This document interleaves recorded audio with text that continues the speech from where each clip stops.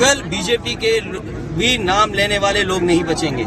लेकिन तेजस्वी यादव को जिस तरीके से आज सीबीआई ने समझ दिया है, उसको लेकर क्या कहेंगे? देखिए, सीबीआई, ईडी, इनकम टैक्स, ये सब सरकार के इशारे पे काम करते हैं। इसीलिए मैंने कहा, आप तो सीनियर जर्नलिस्ट हैं, पत्रकार हैं, ये बीजेपी कांग्रेस के रास्ते है। कांग्रेस ने भी देश के बहुत सारे नेताओं पे ईडी, सीबीआई, इनकम टैक्स समय समय पे मारे हैं। उसी रास्ते पर बीजेपी है। तो बीजेपी कौन सा नया काम कर रही है?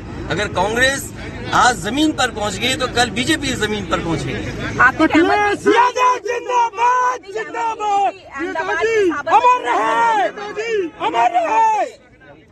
ये काम हमारे नहीं है, ये काम सरकार के हैं। सरकार मिली रहती है कई बार सरकार मिली रहती है और सरकार ऐसे फैसले लेती है। और नॉमिनेशन जेल से हुआ, वो सरकार बीजेपी की थी।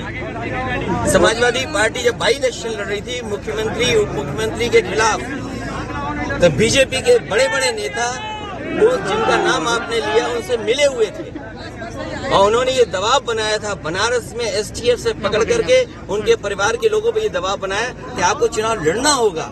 तो सोचो बीजेपी का रास्ता क्या है कि अपराधियों को साथ रख करके कैसे समाजवादियों को नुकसान हो। हमने तो उत्तर प्रदेश से मांगा है कि टॉप 10 की सूची दे दो, टॉप 100 की सूची दे दो। कम से कम देश और उत्तर प्रदेश की जनता जान तो ले कि 10 टॉप माफिया कौन है। और सीबीआई, ईडी, इनकम टैक्स, अगर लालू प्रसाद यादव जी के घर परिवार पे मारा है छापा, तेजस्वी पे छापा मारा है, ये पॉलिटिकल छापे हैं। आप किसी को पकड़ के कर दो। एक जमाना था एनडीटीवी पे छापा पड़ा था, कई चैनल हम जानते उत्तर प्रदेश, उनके इनकम टैक्स से छापा पड़ा था। अगर आप गुणगान नहीं गाओगी तो आपके भी छापा पड़ जाएगा। उमेश, इसमें नई बात क्या है?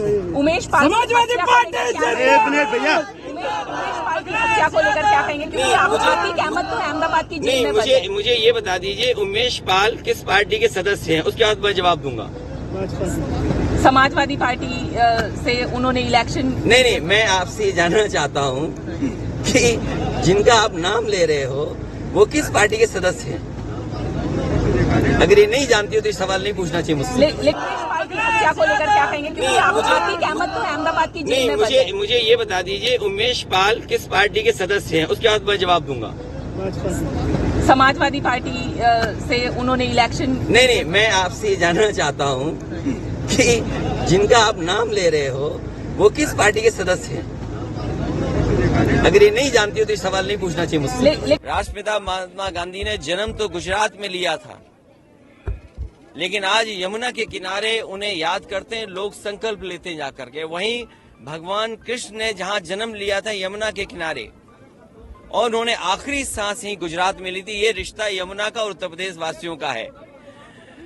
सत्य अहिंसा का नारा राष्ट्रपिता महात्मा गांधी ने दिया, उस रास्ते पे भारत चला और भारत को आजादी मिली। आजादी के साथ साथ राजनीतिक लोगों ने अपने जीवन में उतारा सत्य अहिंसा और सत्याग्रह का रास्ता अपनाया। लेकिन जब से भारतीय जनता पार्टी की सरकार देश में आई और खासकर उत्तर प्रदेश में, भारतीय जनता पार्टी सत्य भूल चुकी है, वो सत्य के रास्ते पर नहीं है।